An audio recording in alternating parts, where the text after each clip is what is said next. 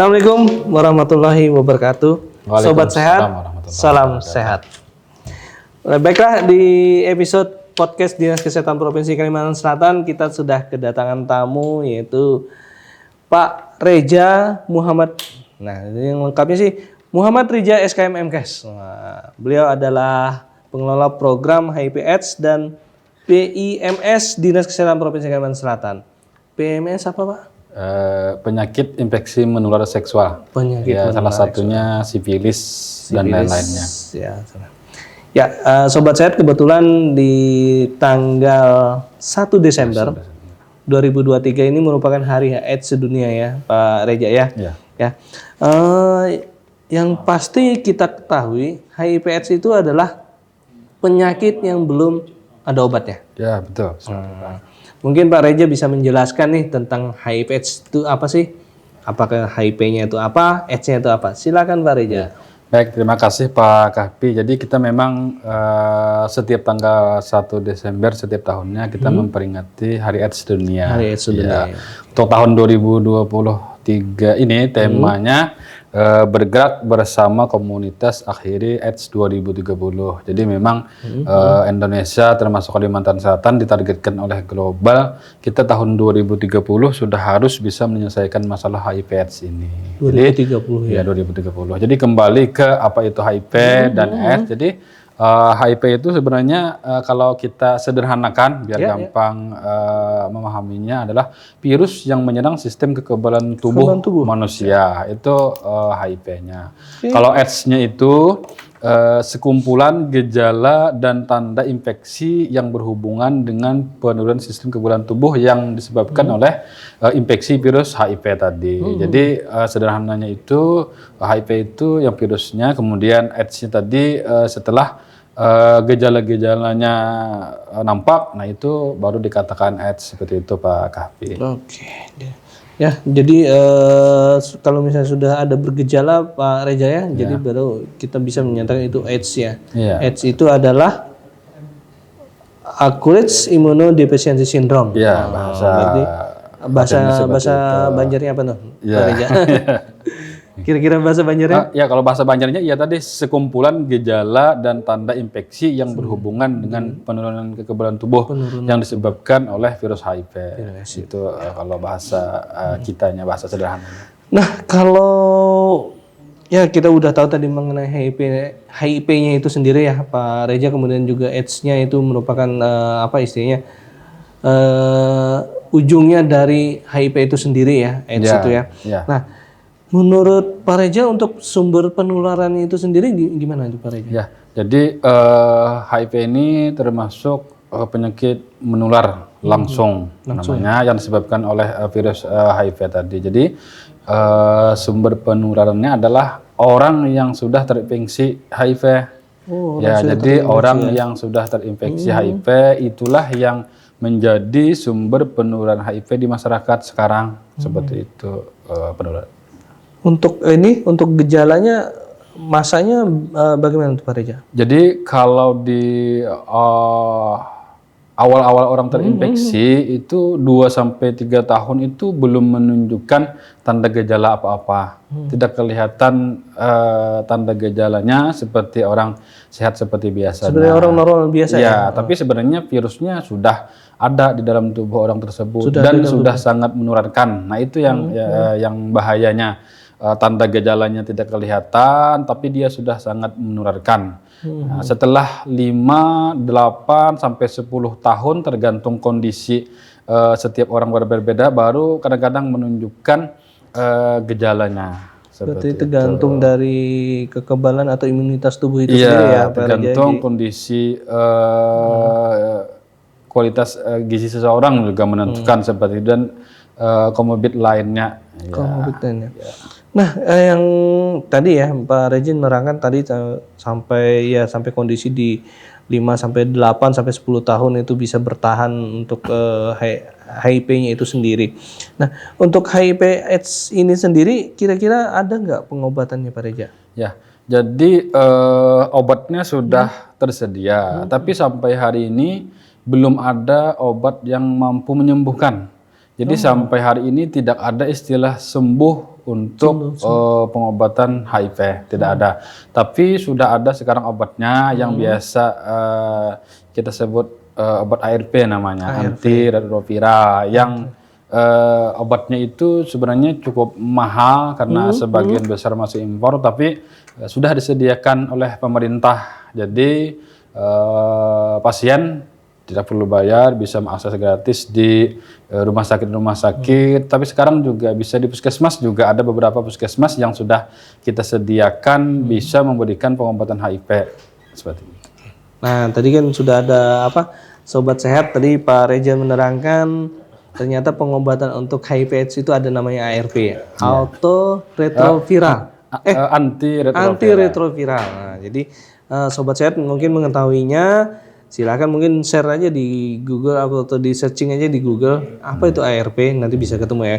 Nah, kita tadi ngomong istilahnya masa inkubasi sampai dengan terjadinya penyakit AIDS itu sampai 10 tahun. Untuk istilahnya penyebabnya sendiri, penyebab HIV itu sendiri apa sih Pak Reza? Oh ya. Jadi kan tadi sumber penularannya kan orang yang sudah terinfeksi. Kemudian mungkin maksud Pak Kahfi bagaimana cara penularannya Jadi sekarang di Indonesia termasuk di Kalimantan Selatan penularan HIV itu lebih 85% melalui hubungan seksual. Kondisi sekarang ya. Selain itu ada beberapa persen secara vertikal dari ibu ke bayi, baik saat kehamilan ataupun persalinan ataupun saat menyusui. Selain itu juga bisa melalui penggunaan jarum suntik yang terkontaminasi, contohnya melalui Venasun, pengguna narkoba suntik. Tapi sekarang di Kalimantan Selatan kasus tersebut sudah hampir tidak kita temukan lagi. Seperti itu. Tapi mungkin di provinsi-provinsi lain yang besar, yang kasus Venasunnya masih ada, mungkin masih ada penularan secara itu. Kemudian selanjutnya bisa penularannya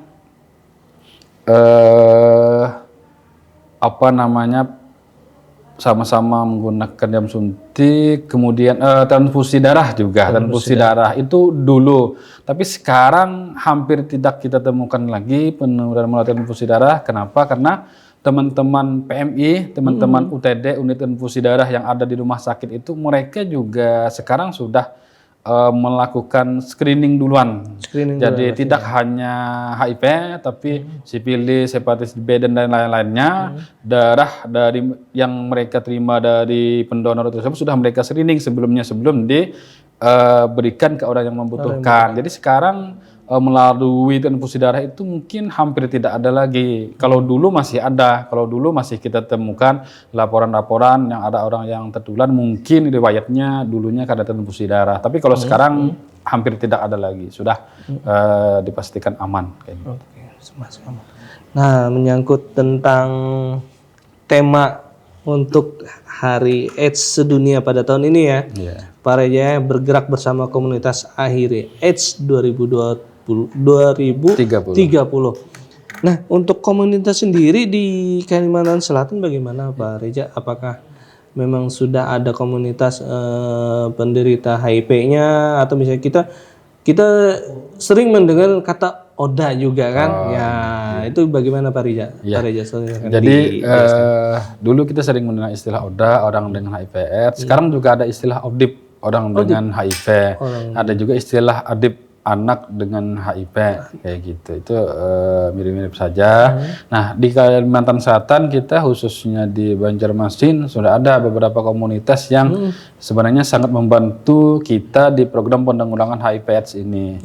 Terutama dari segi penjangkauan. Penjangkauan itu contohnya misalkan kan di program HIV itu ada istilahnya populasi kunci, Pak Kahfi. Populasi kunci itu terdiri dari LSL, lelaki seks lelaki, kemudian WPS, wanita pekerja seks perempuan, kemudian waria, kemudian satunya Venasun, pengguna narkoba suntik. Nah, mereka itu kan tidak akan mungkin datang ke rumah sakit atau puskesmas selama belum bergejala. Nah, sehingga kita harus berupaya aktif menjangkau mereka. Nah, biasanya kita dari kalangan kesehatan tuh agak susah melakukan penjangkauan ke kelompok mereka. Jadi kami dibantu teman-teman komunitas untuk melakukan penjangkauan. Contohnya kalau WPS misalkan, ya kita orang kesehatan mungkin agak susah masuk ke sana. Kami dibantu komunitas dari teman-teman PKBI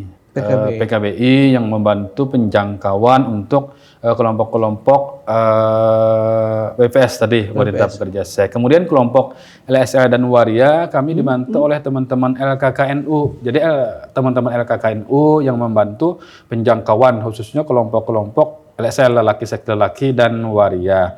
Kemudian untuk pengobatan Pak Kahfi, pengobatan juga biasanya kami sering menemukan yang dia masih di stadium 1. Kalau dia masih di stadium 1 itu hampir tidak ada tanda gejala keluhannya Pak Kahfi. Jadi sebagian mereka itu menolak, katanya buat apa saya berobat, saya tidak merasa sakit apa-apa seperti itu. Tapi sebenarnya itu sudah sangat masalah. Kenapa? Karena dia sudah sangat menularkan. Kemudian kalau kita biarkan beberapa tahun yang akan datang pasti AIDS seperti itu. Jadi kita dibantu teman-teman pendamping namanya. Kalau di Banjarmasin kita ada komunitas Borneo Plus namanya. Jadi teman-teman di situ yang dikoordinatori oleh Bu Paijah biasanya dan teman-teman lainnya. Nah, teman-teman itu yang melakukan pendampingan. Jadi orang-orang yang awal yang masih bingung bagaimana mengakses pengobatan, masih menolak pengobatan, nah didampingi oleh teman-teman komunitas tersebut sehingga dia segera pengobatan. Karena kita kembali ke prinsip dasar pengendalian penyakit menular itu adalah pengobatan bagian dari pencegahan.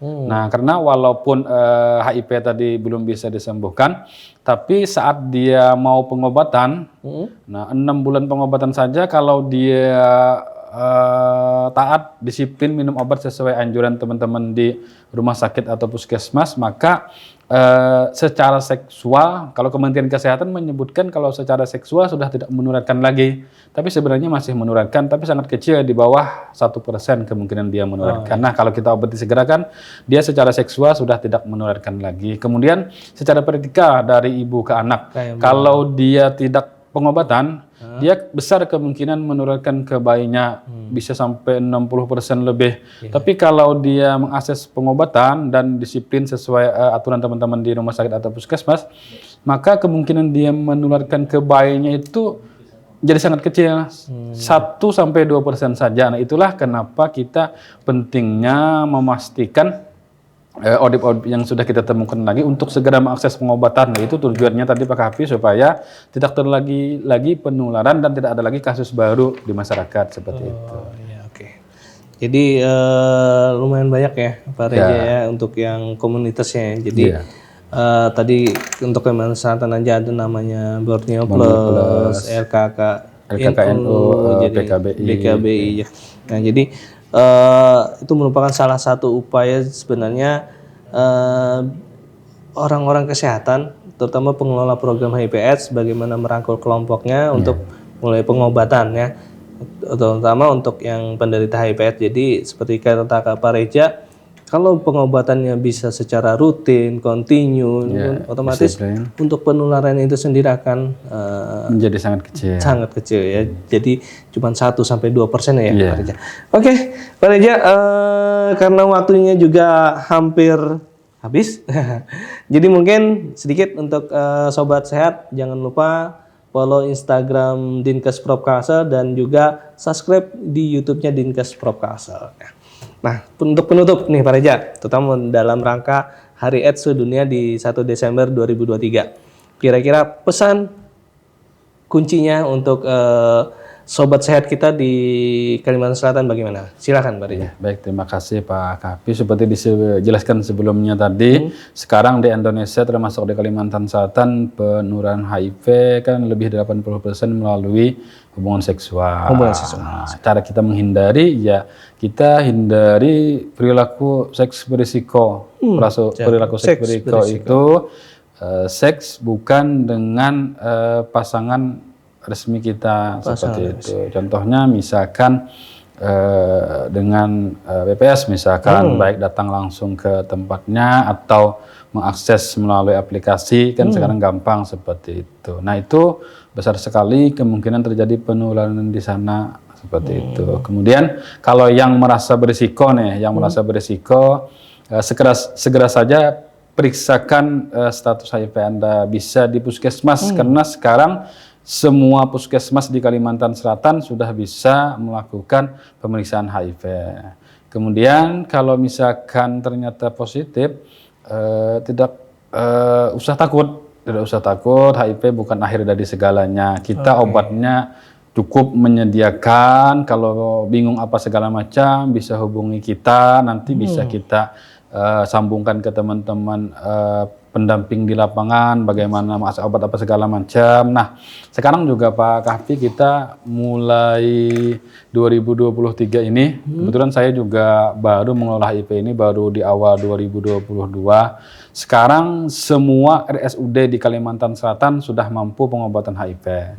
Dulu sebelum saya masuk itu masih ada beberapa yang RSUD kita yang belum mampu pengobatan. Contohnya misalkan Rumah Sakit Abdul Aziz Marabahan, kemudian Rumah Sakit Bu Yasin Pelehari, kemudian Rumah Sakit Datu Sanggul, kemudian RSUD Balangan. Nah itu sebelum saya masuk kemarin belum mampu masih pengobatan. Jadi pengobatannya harus dirujuk ke rumah sakit. Ada yang Ansari Saleh, ada yang ke Ulin, ada yang ke Idaman, ada yang ke Ratu Jaleha seperti itu. Sehingga bisa kita bayangkan jaraknya, waktunya untuk teman-teman mengakses pengobatan kan cukup menjadi masalah. Nah sekarang sudah kita sediakan di semua kabupaten kota. Jadi dimanapun teman-teman ODIP mau mengakses pengobatan kita sediakan. Nah yang terakhir juga selain di rumah sakit kita juga menyediakan di puskesmas Pak Kahfi. Ya jadi kita maunya Dinkes Provinsi maunya semudah mungkin, sedekat mungkin ODIP tadi bisa mengakses pengobatan supaya tidak ada alasan lagi dia tidak mulai pengobatan karena seperti di awal dijelaskan sebelum tadi, kalau dia mulai pengobatan dia bisa beraktivitas seperti orang biasa. Ada istilahnya virus HIV-nya sudah tersupresi. Nah kalau sudah tersupresi itu maksudnya secara alat, ada alat viral namanya, sudah tidak terdeteksi lagi Pak Kahfi, saking sedikitnya jumlah virusnya. Maka kalau sudah tersupresi tersebut secara seksual dia sudah di bawah 1% menularkan. Jadi dia nanti tetap bisa menikah, tetap bisa mempunyai keturunan seperti itu. Atau ibu hamil misalkan, ibu hamil kalau dia mengakses pengobatan virusnya tersupresi, kemungkinan dia menularkan ke bayinya itu menjadi sangat kecil. Sekarang kita ada beberapa ibu hamil yang positif HIV, tapi dia rutin pengobatan di beberapa rumah sakit. Dia melahirkan, kita periksakan status HIV anaknya, sebagian besar negatif Pak Kahfi. Jadi kita Dinas Kesehatan Provinsi Kalimantan Selatan syukur sekali nih anak-anak yang dilahirkan dari ibu yang positif HIV, tapi anaknya negatif HIV itu suatu kebanggaan bagi kita lah, kita bisa menjamin anak tersebut tetap bisa sehat seperti itu, seperti anak-anak normal biasanya. Oke, ya. Panjang lebar sudah Pak Rija sudah menyampaikan ya, Sobat Sehat. Jadi jangan lupa untuk menghindari AIDS, hindari perilaku berisiko, hindari narkoba, tetap hidup sehat karena sakit itu mahal ya. Oke Sobat Sehat, terima kasih bergerak bersama komunitas akhiri AIDS 2030. Oke, terima kasih. Wabillahi taufiq wal hidayah. Assalamualaikum warahmatullahi wabarakatuh. Waalaikumsalam warahmatullahi wabarakatuh. Salam sehat.